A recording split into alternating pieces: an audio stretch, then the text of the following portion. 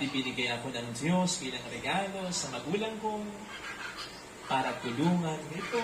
At ibinigay ako ng Diyos bilang regalo sa kapatid ko para alalayan ito. At ibinigay ako ng Diyos bilang regalo sa parokya ko para gabayan ng...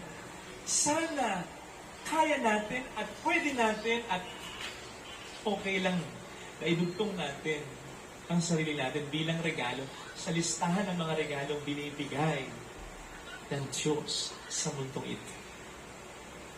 Naalala ko tuloy yung isang mister na very faithful and responsible naman. Pag-uwi niya galing ng trabaho, bigla niyang naalala sa may pintuan ng bahay nila.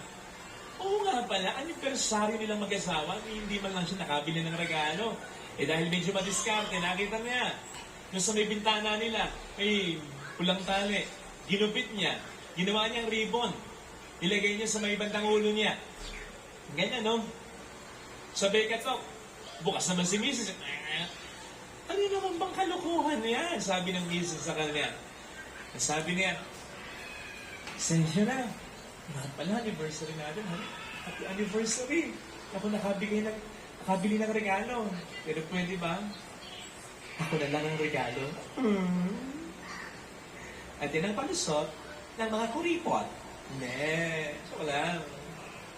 Pero kung siseryosohin natin yun, sa mga Mr. at Mrs. narito, regalo nga ba talaga kayo sa asawa ninyo?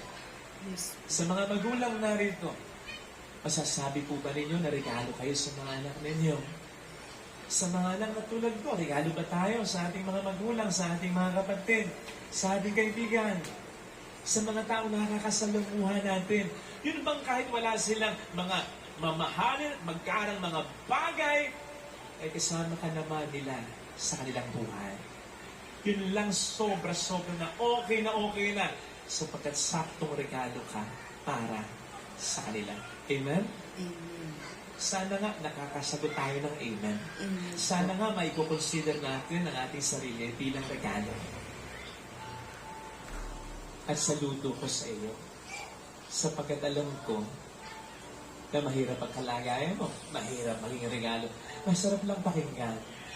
At sabihin, halimbawa, ng kapamilya mo patungkol sa iyo, hulog ka ng langit sa amin.